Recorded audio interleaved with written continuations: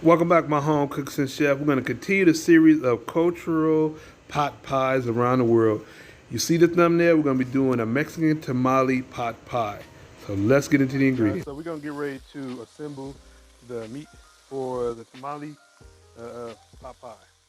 All right, so let's make the meat for the tamale pot pie. So first things first, if you haven't seen the video when I made my taco seasoning, we're going to add taco seasoning.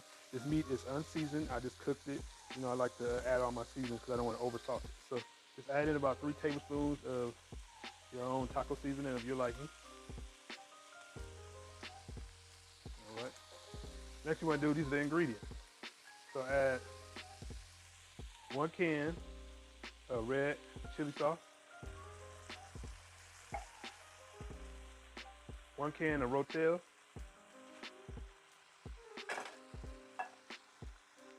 a half a cup of corn, a half a cup of, or probably 1/4 cup of olives. I did green, but you can do black.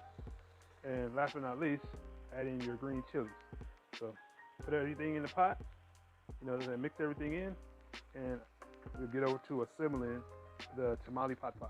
All right, so let's finish off making this tamale pot pie, you guys. So I'm gonna kick it up a notch. Now, you already seen how I made, the filling.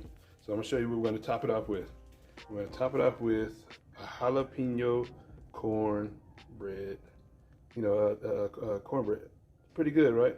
So it goes well with the theme of the tamales, So we're gonna stick with the corn, have a little spice on it, and add it to the top. So let's get to mixing the batter up. I'm not gonna show you play by play, but I'm gonna finish it up and we'll top it off. All right, so now that I'm finished whipping up the batter, I'm not gonna waste the time showing you how to do all that. It's time to put it on top. Now, if you wanna know how to do it, I will have all the information in the description below. And just cover it fully.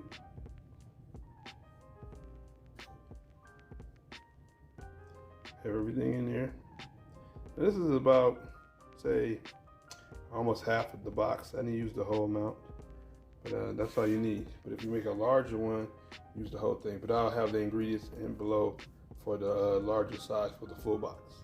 All right, so let's put this in the oven on 400 degrees, and I'll show you this when it's done.